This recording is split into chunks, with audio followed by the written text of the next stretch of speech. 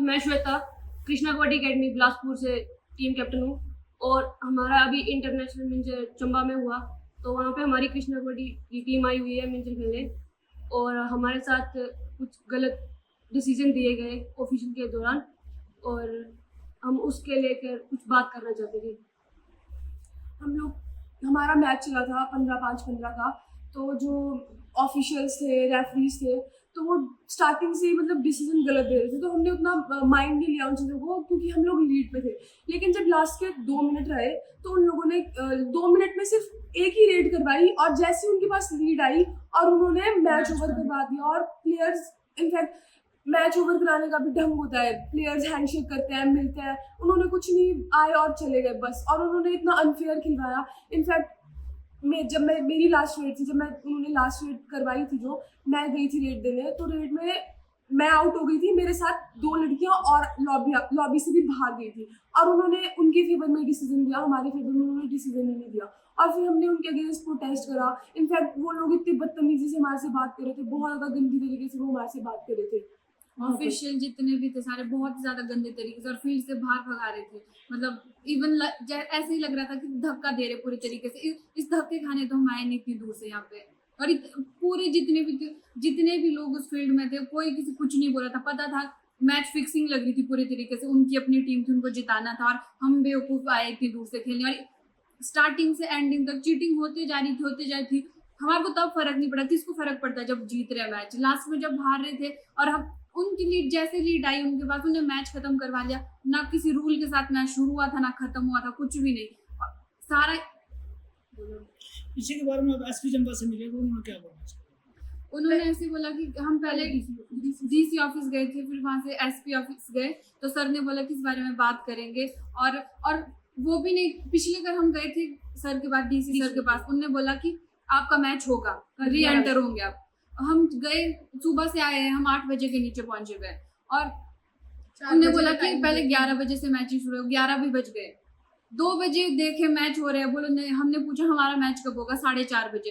वो 4:30 वाला मैच भी नहीं, उनके अपने ही मैच चले, क्योंकि हमारे ऊपर कोई ध्यान ही नहीं दे रहा। उनको लग रहा है कि हमें साइड में निकाल दिया है और कुछ कर नहीं पाएंगे हमारा। फिर हम एसपी सर के पास गए। सर ने बोला है कि हम दोनों साइड के जो भी है, हमारी साइड वो डिसीजन सुनेंगे और उनकी साइड का डिसीजन सुनेंगे, उसी के बाद मैचेस होंगे।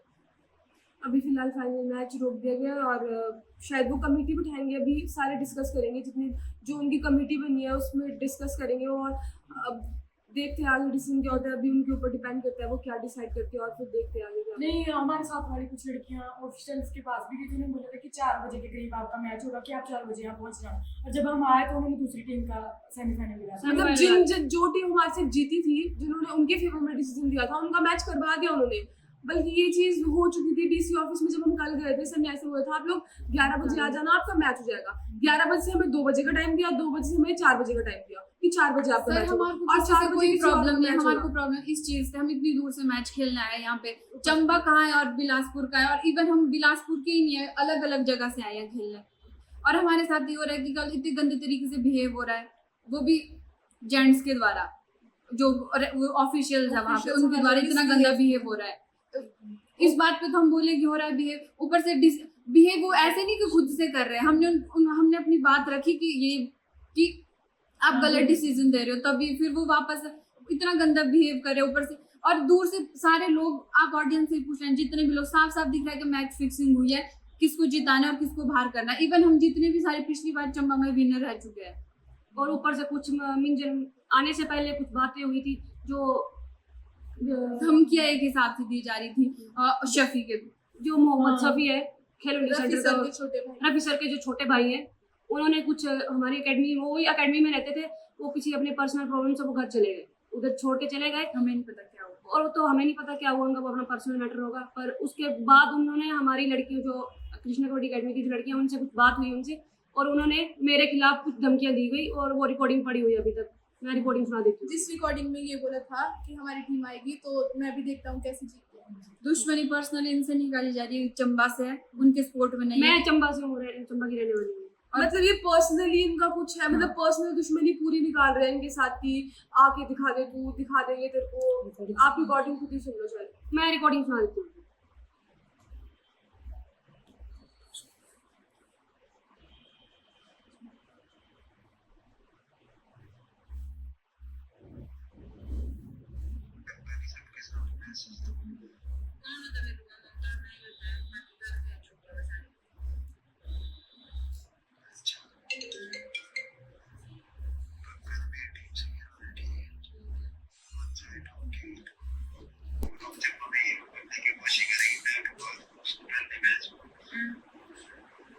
हमारी मेरी टीम से कौन खेलेगा लगा अकेले क्या होगा कुछ ना करके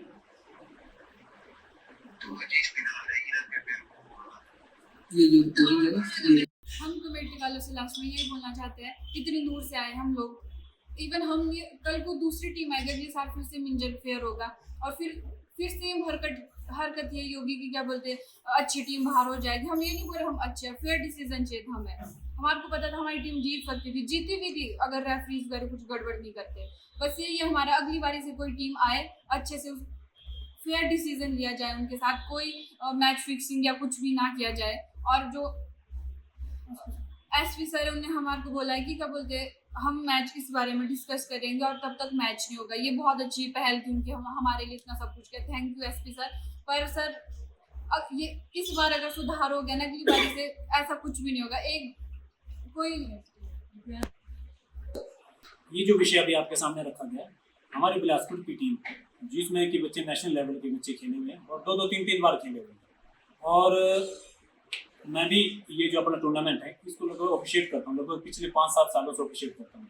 मैं चंबा मिंजर में लगभग 10 टाइम्स हम जो है विजेता रहे हुए हैं और लगभग मैं 5 टाइम यहाँ पे जो है ऑफिशिएट कर चुका हूँ। बट पिछले 3 सालों से हम इसमें ऑफिशिएट नहीं करते क्योंकि फेयर डिसीजन नहीं होते।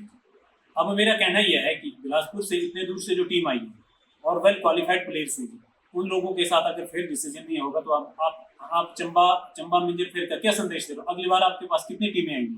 तो मेरा शासन प्रशासन और जो खेल कमेटी है उनसे आग्रह है कि इस कमेटी को तुरंत भंग किया जाए और जो अभी तक के जो बॉयज़ के जो मैन के जो मैच होने उनको इस कमेटी से स्नैच किया जाए, छीना जाए। अदरवाइज ऐसा है कि ये फेयर डिसीजन होंगे नहीं और डे टू डे जो है मतलब यहाँ जो चंबा में जो प्लेयर्स की संख्या कम होती जाएगी।